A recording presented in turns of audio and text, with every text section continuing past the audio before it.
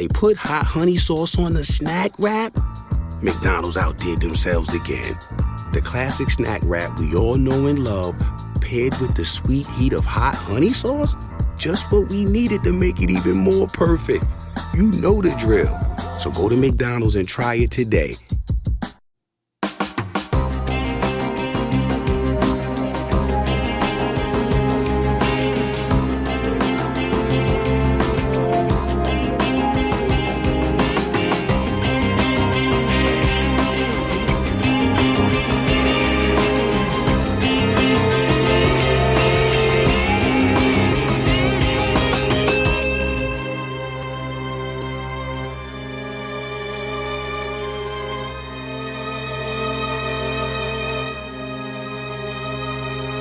Hello, everyone, and welcome to episode 451 of the True Crime All the Time Unsolved podcast. I'm Mike Ferguson, and with me, as always, is my partner in true crime, Mike Gibson. Gibby, how are you? Hey, I'm doing good. How about yourself? Doing very well. Been working on the studio. I'm just getting so excited, man. Yeah. It is going a little slower than I had hoped, but I think by this time next week, we'll be in the new one. So hopefully people are excited about that. More videos on YouTube, extra episodes on TCAT. There's a lot of new stuff for 2026. It's going to be really cool. It is. Let's go ahead and give our Patreon shout outs. We had Jabeen Hussein. Hey, Hussein. Noah Nixon. What's going on, Nixon? Lori Smith. Well, thanks, Lori. Genevieve Rowland. Hey, Roland. Joe. What's up, Joe? Debbie Klein. Hey, Debbie. And last but not least, Stacy Oishi jumped out to her highest level. Oh, man. Stacy, thank you so much. Yeah, appreciate the new support. And then if we go back into the vault, this week we selected Gia Pico. Hey, Pico, thank you. Yeah, we appreciate the continued support as well. We have an episode out right now on True Crime All the Time where we're talking about Louisa Dunn. In 1967, Louisa was 75 years old when she was murdered inside her home in England. It took 58 years to solve her murder, and it became one of the oldest cold cases in modern UK history. But how cool was it that it was actually solved? It was. 58 years is a long time. So there's a lot of interesting aspects to the case. Make sure you check that out. All right, buddy, are you ready to get into this episode of True Crime All the Time Unsolved? I am ready. We're talking about the disappearance of Angelica Maria Gandara. Angelica Maria Gandara went missing in July 1985 while making the short walk from her grandmother's house to her family home in Temple, Texas. 40 years later, authorities have identified 2 strong suspects, but no arrests have been made. So a little different, right? In a lot of unsolved cases, we don't really know much of anything. That's Police true. are not really closing in on somebody. This one sounds a little bit different. Angelica was born on February 5th, 1974. She was only 11 years old when she went missing. She lived with her family on 6th Street in Temple, Texas. She was the youngest daughter of Olivia and Umberto Gandara and was especially close with her parents. Olivia told KCEN TV she was very quiet. I don't know why, but she was a very timid, fearful girl. I remember one time when we went to Mexico, she was scared of the motorcycles that drove past us on the bus. I don't know why. I remember. Do you? Because I don't think you do. I do. I remember a young kid that had that same type of issue. Scared really easy. Timid, fearful. Yeah. Yeah. It's interesting, I guess, when you think about, obviously, people have different personalities. Well, they do when they're kids as well, right? Some kids are fearless. That's true. Will jump off of a house onto a mattress and they think they're Evel Knievel or whatever on their bikes, while others are scared of a lot of things. You were probably scared to go down to the basement. Well, we didn't have a basement, but I probably would have been scared. Actually, my mom did have a basement. Yeah. and it led to an underground railroad. Really? Like a real one. Wow.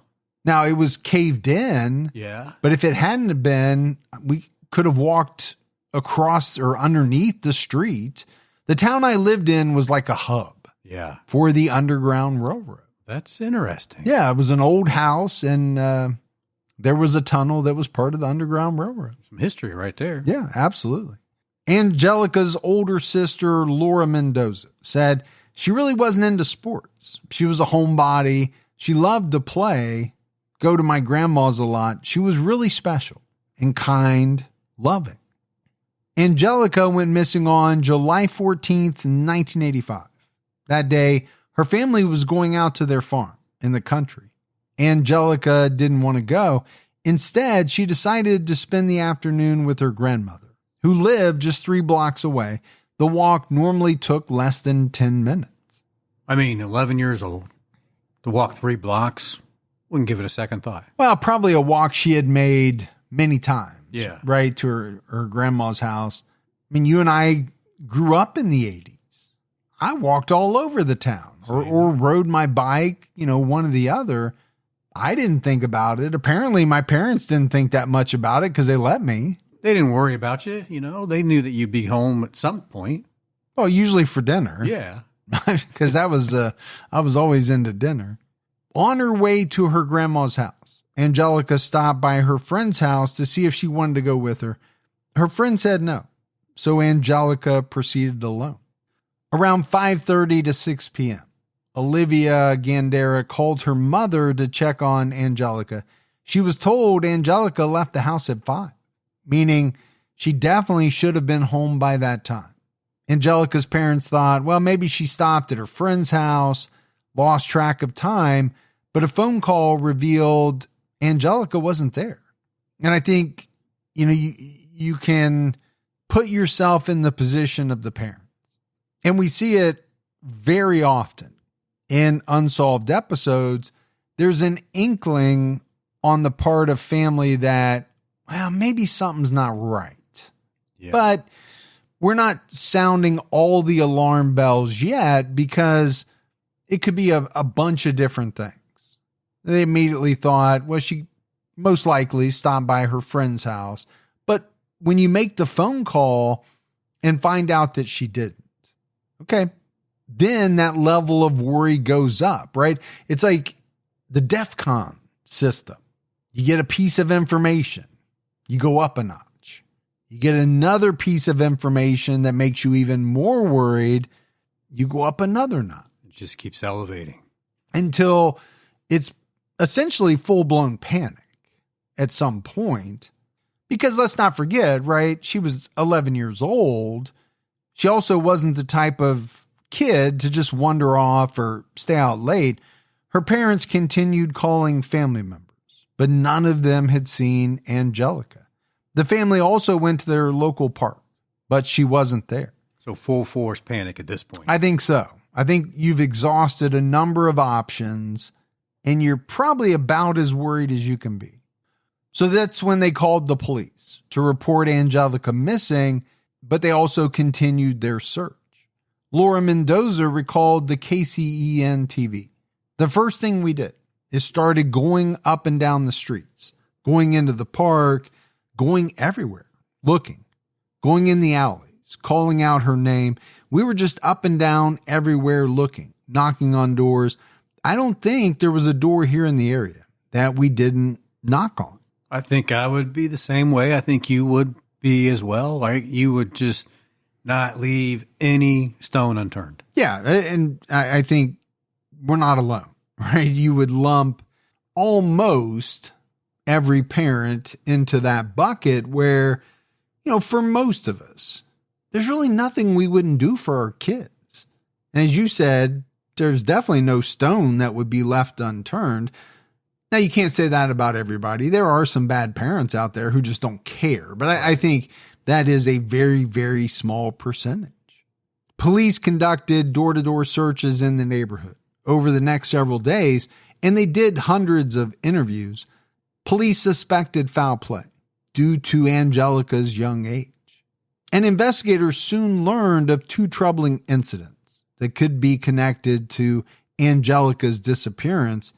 A neighbor reported that on July 13th, they saw Angelica pushing her niece in a stroller up the street between her grandmother's house and her own home. Someone driving a blue car pulled up alongside Angelica, and the driver attempted to get her to accept a ride. Angelica kept walking. The car circled the block, slowed down alongside her again, and then drove away. Angelica never said anything about this incident to her family. Maybe she just thought it wasn't that big of a deal. That's possible. The other thought that kind of hit me was maybe she didn't want to say anything to her parents because she thought they might get scared and they might not let her have the same freedom, right, of walking to her grandmother's house or other places. And that is a pretty good reality. As kids, we kind of hold back sometimes on things that maybe we should tell our parents, but we are worried, like you just said, if we tell them, then maybe they're going to keep a little tighter rein on us. Yeah, and kids don't want that, right? That's one thing we know for sure. But I want to dive into the parents, right? When you find this out, because they didn't know about this until it was reported by a neighbor, but when you find this out, what are you thinking? She's already missing. And this, to me, seems like a potentially ominous sign. Olivia told the Temple Daily Telegraph that Angelica was timid and that she wouldn't have gotten into a car with a stranger. She was a homebody, and there was no way she would have run away. And she knew better than to get into a stranger's vehicle. She had to have been abducted. And, it was 1985. I think there was a lot of stranger danger talk around that time, as I remember it. Oh, it was everywhere. It really was. I mean, I was probably, at this time, I would have just turned 18 years old. And I remember that stuff was it was very well known. Yeah. I mean, you were the focus of the stranger danger part of it.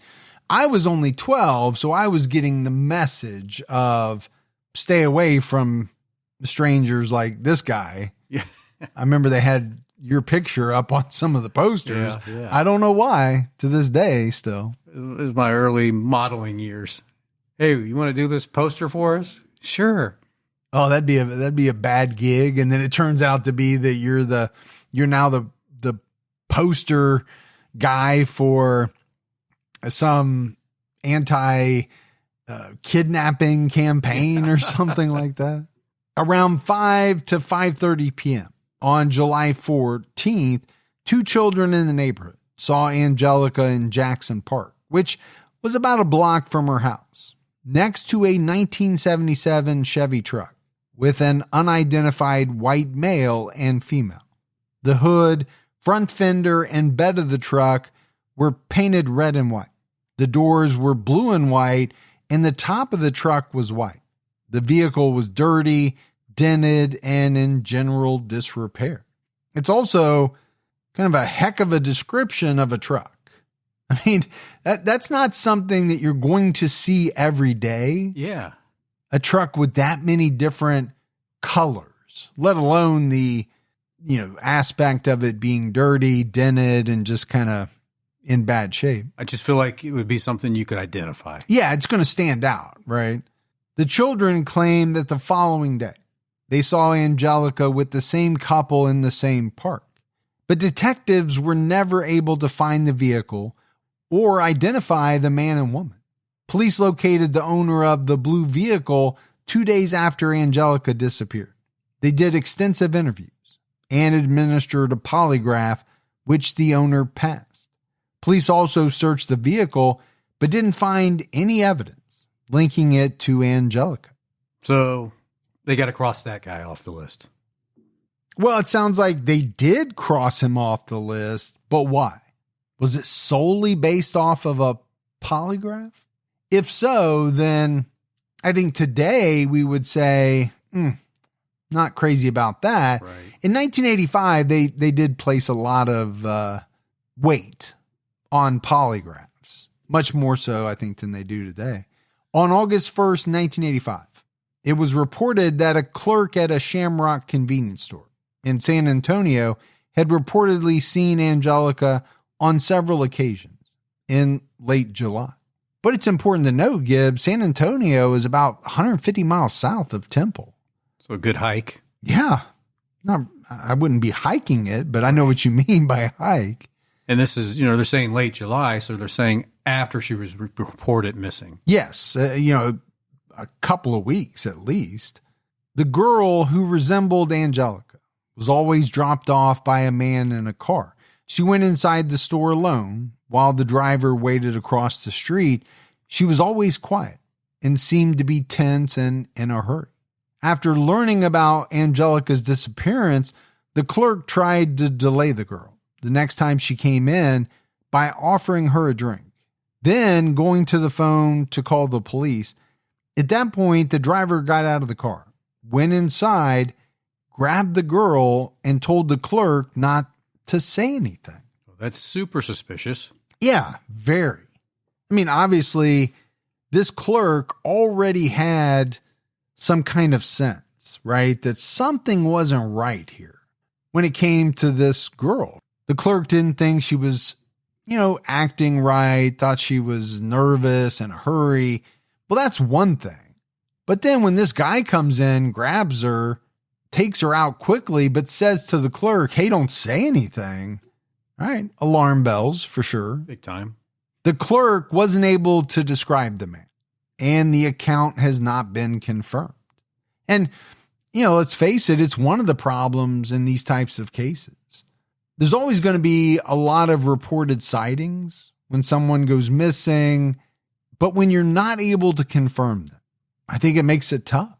Yeah, maybe if it happened today, there'd be more video or digital evidence. Yes, no doubt about it. But in 85, we didn't have any. Yeah, we don't know what there was. But I think it's also likely that, you could see somebody's picture on the television or see it in the newspaper and then mistake somebody that you see later for that person when it's really not. 69-year-old Ramiro Ibarra was the first person of interest in Angelica's disappearance.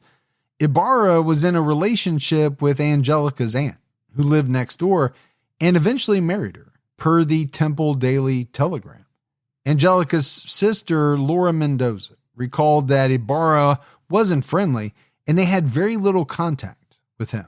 In 1997, Ibarra was found guilty of murdering 16-year-old Maria Zuniga in Waco, Texas. Okay, you can see why this person, at the very least, would become a person of interest. Seems like he has a penchant for young girls. Well, he's also capable of murder, and he has a connection to the family, meaning he has a connection to Angelica. And maybe she felt comfortable enough with him to get in his car.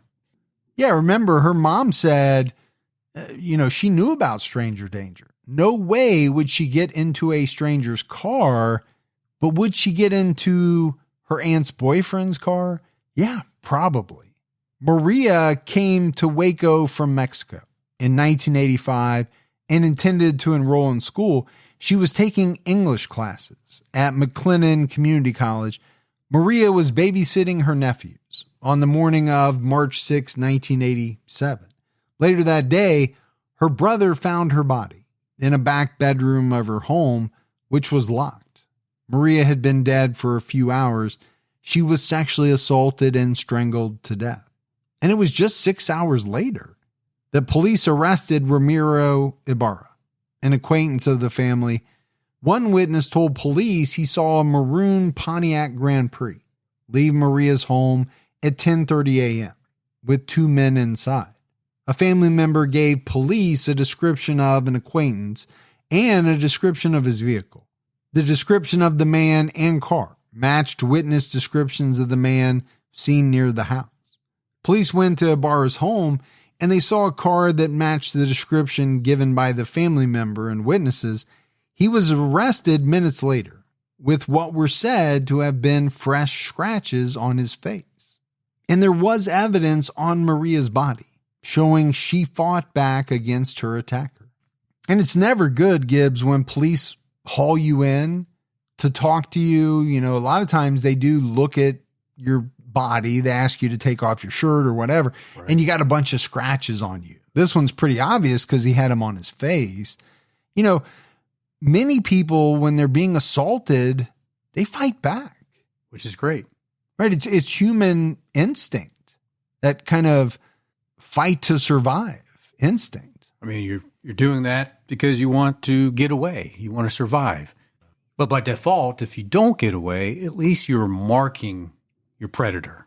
Yeah, and the other thing you're doing nowadays is you could potentially be grabbing DNA and holding it underneath your fingernails. That's why they do fingernail scrapings and all of that.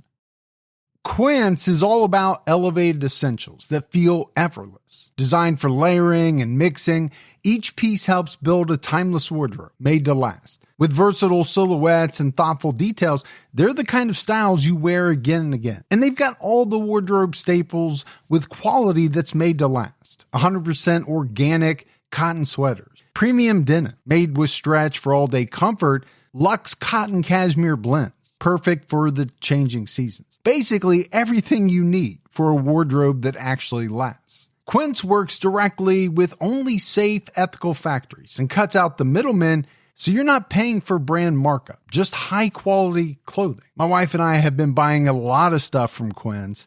What I wear most often from their lineup is their Flow Knit Performance pieces. Pants, shorts. I mean, it's just all so comfortable. Refresh your wardrobe with Quince. Go to quince.com/truecrime for free shipping on your order and 365-day returns. Now available in Canada too.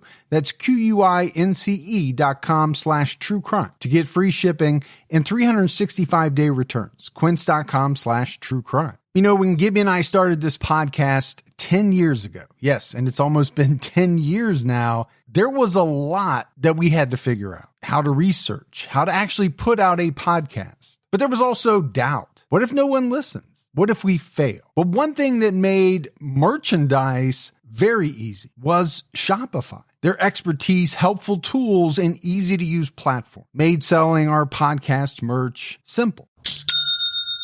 Shopify is the commerce platform behind millions of businesses around the world and 10% of all e-commerce in the U.S. From big household names to true crime all the time. You can get started with your own design studio. Shopify is packed with helpful AI tools that write product descriptions, page headlines, and even enhance your product photography. And Shopify is always around to share advice with their award-winning 24/7 customer support. It's time to turn those what-ifs into with Shopify today. Sign up for your $1 per month trial today at shopify.com/unsolved. Go to shopify.com/unsolved. That's shopify.com/unsolved. The murder charge against Ibarra was dismissed in 1988 when a district judge ruled that the county judge had no authority to issue a warrant for Ibarra's hair and blood samples. Well, it's got to be a tough blow to the prosecution to have your case thrown out. Yeah, for that reason.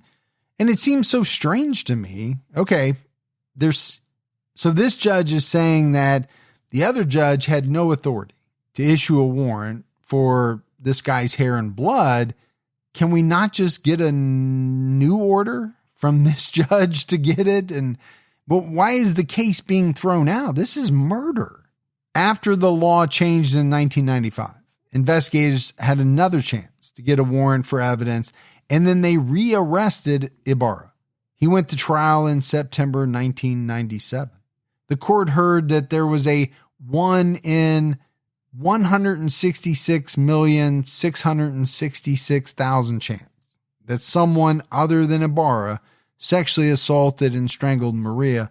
Blood and tissue under Maria's fingernails showed that she did fight back against her attacker. The DNA found on her body matched Ibarra's blood and hair samples. I mean, there's a pretty good odds to convict somebody. Yeah. I think they are. I'm still a little upset that it was almost a decade later that this guy went to trial after his original murder charge was dropped. Yeah. The jury heard that Ibarra was a former neighbor, an acquaintance of the Zuniga family, but Maria was afraid of him because of the way he looked at her. Minutes after, a jury found him guilty on September 17th, 1997. Ibarra slashed his throat and was taken to the hospital. Officials treated it as an escape attempt rather than a suicide attempt because he suffered minor blood loss and had never previously said anything about ending his life. They believe he just wanted to get out of the courthouse. So just did a superficial wound, like just to get the attention to get out of there. And maybe he thought that would give him an opportunity to escape or something like that. When the punishment phase opened, the court heard from a boy who testified that Ibarra sexually assaulted him 3 times, several years earlier when he was only 8 years old, and threatened to kill him if he told anyone. Ibarra also abused the young daughter of a woman he was having an affair with. Okay, this guy is a monster, plain and simple. Yeah, he was doing inappropriate things with boys, girls, didn't matter. And he was already found guilty of murder. On September 22nd, 1997, the jury sentenced Ibarra to death. After the sentencing, the Temple police expressed their hope that someone would come forward with new information to help them solve the disappearance of Angelica Gandara. And we mentioned it, right? Ibarra was Angelica's uncle by marriage. The Waco Tribune-Herald reported that Ibarra was at her grandparents' home before her disappearance and was one of the last people who saw her there. Temple detective Lila Price called Ibarra a prominent suspect. You have to, right? I mean, I don't know how you can't be a prominent suspect. Even, let's take all the other stuff out of it. You're a family member. You're one of the last people thought to have seen Angelica. Yeah. Now add in all of the other stuff we know, him later being convicted of murder, being accused of sexually assaulting young boys and girls. If I'm a member of law enforcement, you're at the top of my list. Absolutely. I mean, you are zeroing in on this guy.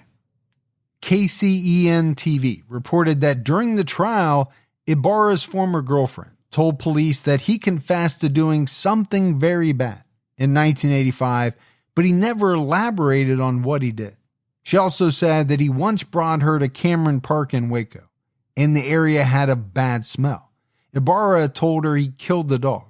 However, she thought this was strange because he was extremely remorseful. Police searched Cameron Park with cadaver dogs, but they didn't find anything. So Angelica disappears in 1985. He allegedly told his former girlfriend he did something very bad in 1985. I mean, nothing is removing this guy from the radar. If anything, he just is looking better and better as a suspect. Yeah. I mean, you're just putting a bigger spotlight on yourself. But so far, authorities have been unable to officially link Ibarra to Angelica's death. In 2005, the Temple police received their biggest and last lead on Angelica's disappearance. Detectives from the Garland Police Department contacted the Temple police about 3 Dallas area cases they were working on and how their suspect could be involved in Angelica's disappearance. The man convicted of the Dallas murders was David Penton, who is incarcerated in Ohio.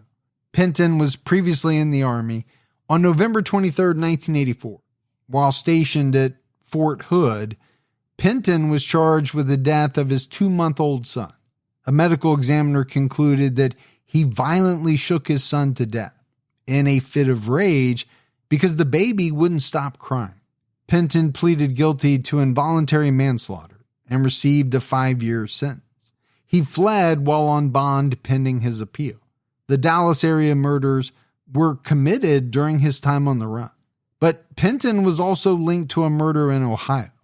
9-year-old Nidra Ross went missing on March 31st, 1988, while playing outside her aunt and uncle's home in Columbus. She was brought to Columbus by her mom and grandmother to spend spring break with her aunt and uncle. She would then be brought back to Dayton, where she lived. So a little close to home. Sure it is. Because, as we've said many times, you and I live in Dayton. Daniel Penton was a co-worker of Nidra's uncle, Michael Backus, and frequently visited the home.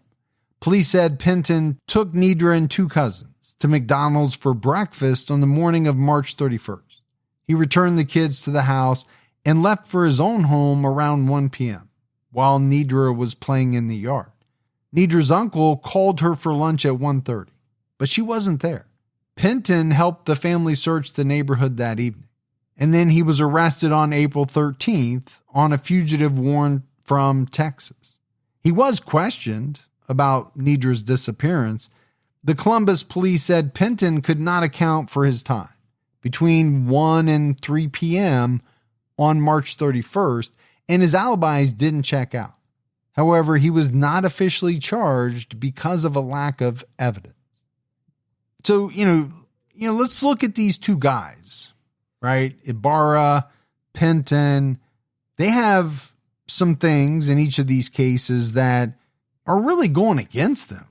Gibbs, you'd have to say that. Absolutely. They don't look good for a variety of reasons.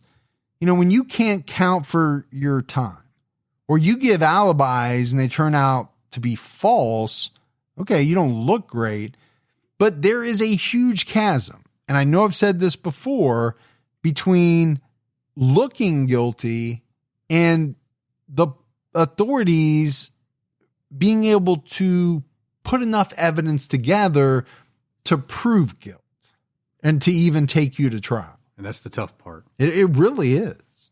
Penton was extradited to Texas that summer. On September 24th, 1988, Nidra's remains were found in a creek bed in Marion County, about 30 minutes from where she went missing. The coroner couldn't find any evidence she was stabbed or shot and concluded she was most likely strangled to death. On May 9th, 1990, David Penton was indicted for murder by a Marion County grand jury. Back in October 1988, authorities seized Penton's van and found traces of Nidra's blood on the carpet. So we just got done talking about how you got to have the evidence, right, to charge someone, to take them to trial. Well, we're getting closer because that's some pretty good evidence. Yeah. On April 19th, 1991, David Penton was found guilty of kidnapping and murdering Nidra Ross. He was sentenced to life in prison in May, plus 10 to 25 years for kidnapping. Yeah, I'm just thinking, when we do these cases unsolved and we research and dig into them, here's one that something tragic happened, but as you research and do some tie-ins, you find these other tragic things that occurred, maybe related, maybe unrelated. Yeah. But the fact of the matter is there are, abductions, murders happening, I don't know how many times an hour all over the country, all over the world. Yeah, it just really drives it home that it's bad out there. It's scary. There's no doubt about it. At the time, the Columbus police noted that Penton was being investigated in Texas in connection with the murders of 3 young girls. Police linked him to the murders of 5-year-old Christy Lynn Meeks, 9-year-old Christy Diane Proctor, and 3-year-old Roxanne Hope Reyes. Christy Meeks was abducted outside her mother's apartment in Mesquite, Texas on January 19th, 1985. Christy was playing with an 8-year-old girl who lived at the complex while her brother and stepbrother were playing with 2 other boys nearby. Christy's friend recalled that a young man appeared and started talking to them. Her friend felt uneasy and told Christy they should go play with the boys. A little while later, she decided to go inside to take off her skates. When she returned, she saw Christy walking off with the man around the north end of the building.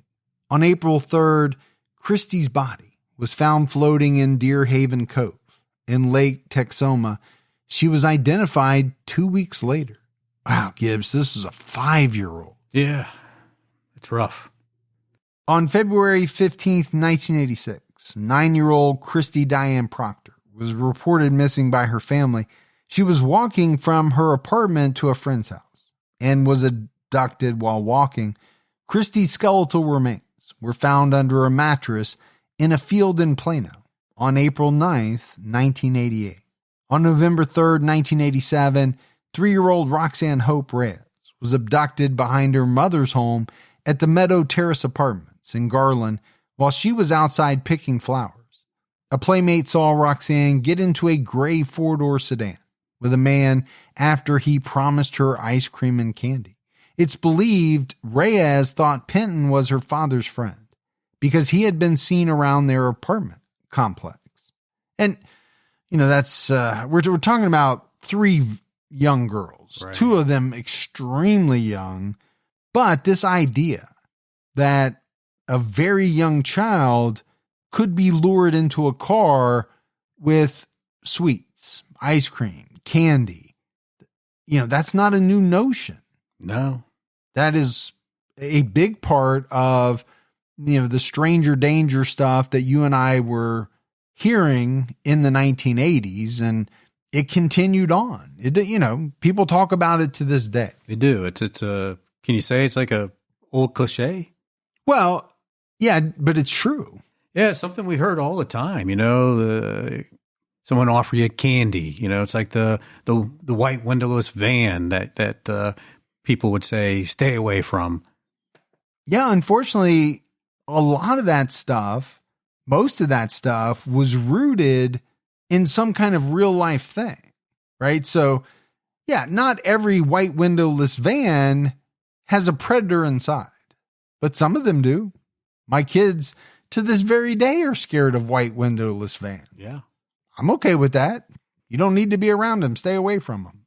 Now, is there any reason why, let's say, a grown man should be offering ice cream and or candy to a very young child from his car? I cannot think of a good reason. No. Well, you know who can't think of a good reason? A young child that doesn't know any better. Yeah, they don't. And in this case, it's thought that, she might have even had the notion that this was one of her dad's friends. That's just going to make it even easier. Yeah.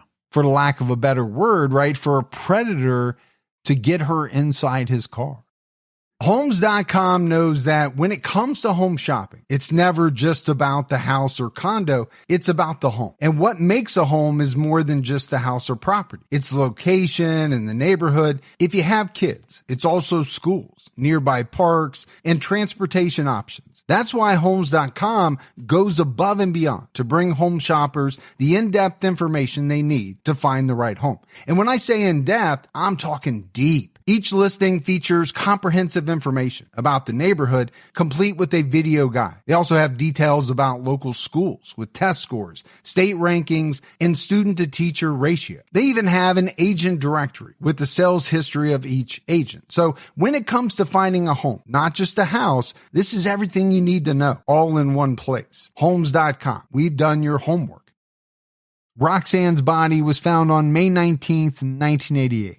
In a vacant lot in Murphy, Texas. On May 21st, 2003, David Penton was charged with strangling all 3 girls to death. On January 6, 2005, he pleaded guilty to the murders and received 3 consecutive life sentences. Kind of feel like there's a special place in hell for somebody like that. Yeah. I mean, it's Texas. I'm actually shocked he didn't get the death penalty, but I'm sure that was probably part of the plea deal, right? We won't take any chances. You plead guilty and we'll take the death penalty off the table. Now, I didn't see that in the research. That's just a hunch, but that's more likely than not what happened. But you'd have to say, Gibbs, that this David Penton guy, he was kind of the epitome of evil. He definitely was. I mean, we have 2 potential suspects.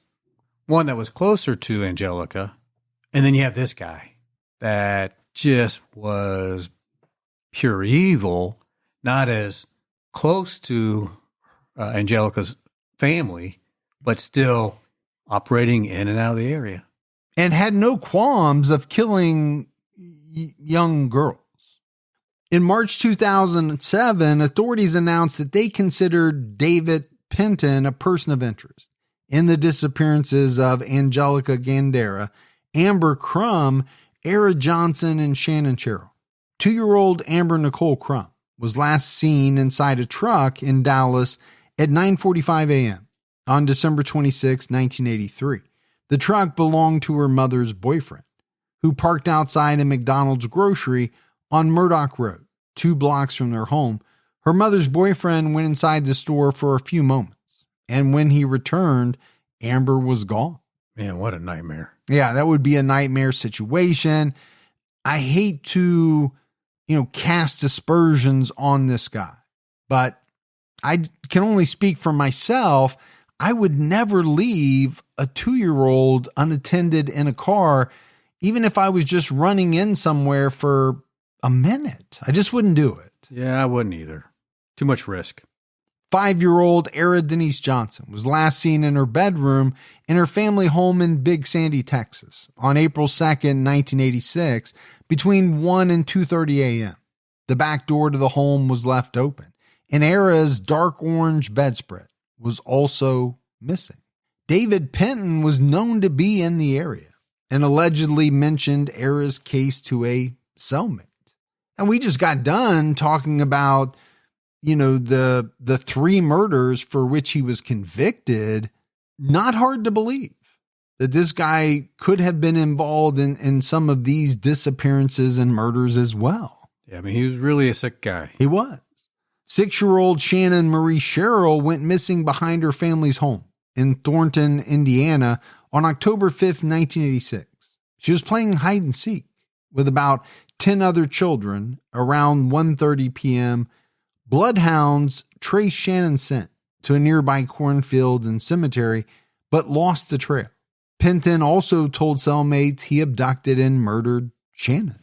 Further away than his normal geographical area, but, I mean, if he's bringing up her name, he's saying that he did this, and maybe he probably did. You got to look at it. Sure now, I mean, Indiana is quite a ways from Texas, but it's possible he could have been in Indiana at some point. Penton was a strong person of interest in Angelica's disappearance because he was living in Bell County at that time. Like the other cases, he also told his cellmates he was involved. So this guy liked to talk, and he liked to tell his cellmates that he was involved in a bunch of different disappearances and murders. Like you just said, we know he's a bad guy. Does it absolutely mean he did these? No. Doesn't mean that, but he's a guy you have to take seriously. When he's confessing to committing crimes against children because he already had a history of it. I just feel like, why would he want to tell cellmates that he murdered kids? I mean, aren't you setting yourself up to be a target? Yeah. I mean, it is weird, right? Because on the one hand, criminals brag about their crimes all the time. What they don't normally brag about is crimes against children, because that is viewed as kind of the lowest of the low by other criminals. You can murder people all day, but when you're a child rapist, when you murder children, those are the guys who often get the you-know-what kicked out of them in prison, because other prisoners don't like it. Even though they might have killed 100 people, it doesn't matter to them. Right. They didn't kill any kids. Yeah. And they look down upon you. So it is weird, to your point, that he's kind of bragging about this to other prisoners. Penton's cellmate said he claimed to have abducted and killed over 50 children. However, he's not been charged in connection with any of these disappearances. The Temple Police Department interviewed Penton in 2005 and 2006, but he was adamant he had nothing to do with Angelica's disappearance. Penton told the Tyler Morning Telegraph, I'm not a monster, though I have been called a monster. But I didn't go around the country killing little kids. Yeah, but you're still a monster because you killed at least 3. At least 3. And I would argue most likely more. So to say I'm not a monster, I call BS on that. But here's the one thing that kind of went through my mind.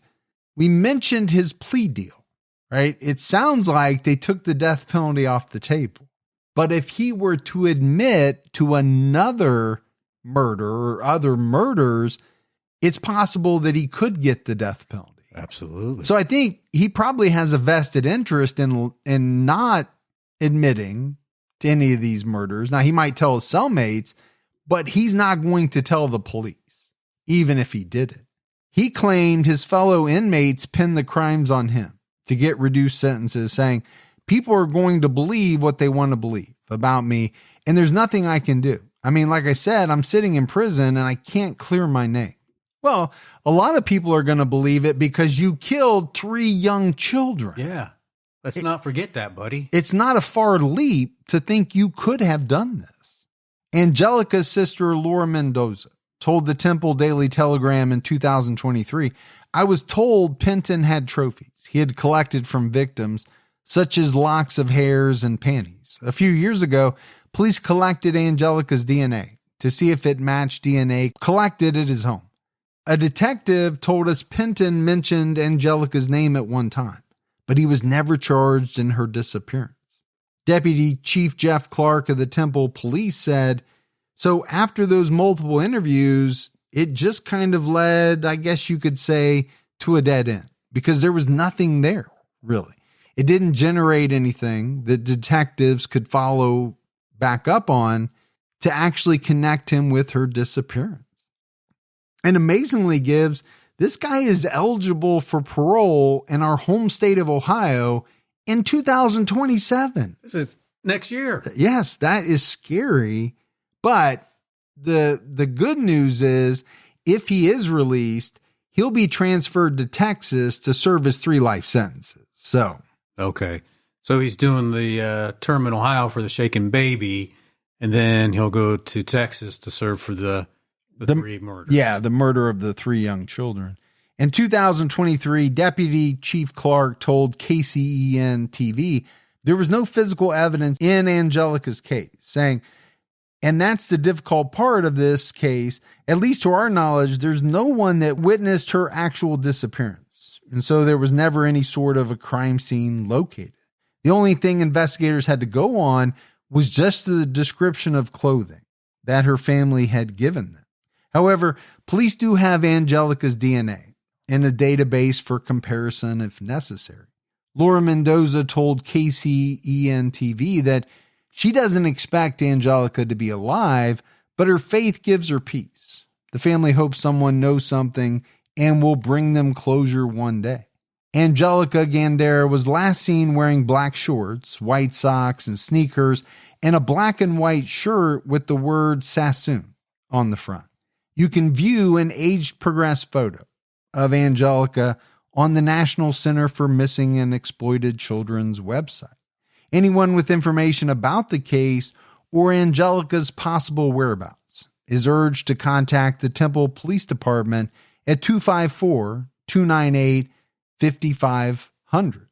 So as we wrap this episode up, Gibbs, man, we talked about 2 individuals that I think police still have on their radar as possible suspects in Angelica's disappearance. You know, her family said they don't expect her to be alive. I don't either. It's been, 40 plus years, right? Over 45 years now, I think. But, you know, these 2 guys in their own ways are very interesting suspects. You know, Ibarra was dating her aunt at the time, later married her aunt. So, you know, he's a part of the family probably even before they got married. He seems like a very strong person of interest to me. Well, he did to me even before it was found out that he murdered a 16-year-old girl. Yeah. He's dating her aunt. he's one of, if not the last person known to have seen her, right? Angelica. And then it turns out he's a murderer.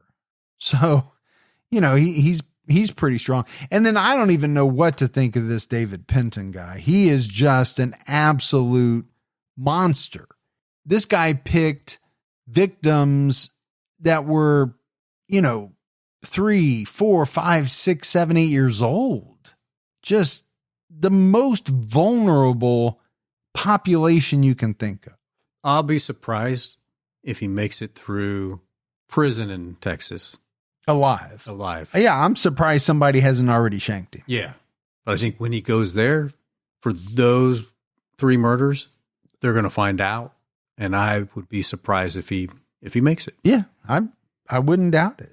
I do think he's never leaving prison. No. 3 consecutive life terms. No, he's going to die in prison. And I'm okay with that. Yeah, because he deserves to. Yeah. For what he did. Now, whether or not he had something to do with Angelica's disappearance, that I don't know. What I will say is it wouldn't surprise me at all if he has many more victims than what is known about currently. I agree with you. I think there is more victims. I lean on Angelica's aunt, boyfriend, or pseudo uncle, whatever you want to call him. Later became uncle. Yeah. I lean more on that. I think there's something there. Well, there's more of a connection. Yeah. Like we talked about, right? He's around, has access, thought to have been one of the last people to have seen her. So yeah, I don't know. This is one that I'd really like to see solved because there's at least 2 people who could possibly be involved. Doesn't mean they are. Could be a completely different person. Well, it wouldn't surprise me there either, but I hate when we do these ones and you find these other terrible people that are tied in at some point. It just, I don't know. I say it all the time. It just blows me away. It does. And we've been doing this for 10 years and it still blows us away. Yeah. That's how shocking it is. But that's it for our episode on Angelica Maria Gandara. We got a voicemail, Gibbs. You want to check that out? Let's hear it. Hey guys, it's Mandy again. I called about the Erica Fraser case. And when I heard the voicemail, I realized it didn't say anything about where it's at. It is a town called Brooksville, Kentucky. It is Breathitt County. And in reference to the case as well, I actually lived the road over from where they found her car.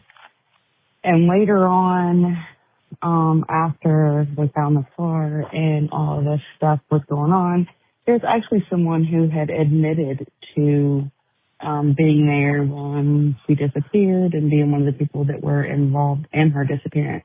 That, as far as I know, nothing ever came of it. But the high school was being built around that time, and there's obviously some conspiracy theories about her possibly being buried there or what have you. There have been psychics and other things, other people involved in looking for her. But yeah, I just want to let you know, I stopped at the first one, and I just remembered that I should tell you where it's at. So yeah, again, keep your own time ticking. Love you guys. Can't wait to hear the next episode. All right. Thank you so much for calling back in with more information. It's definitely a case we'll look at for sure. All right, buddy. That is it for another episode of True Crime All the Time Unsolved. So for Mike and Gibby, stay safe and keep your own time ticking.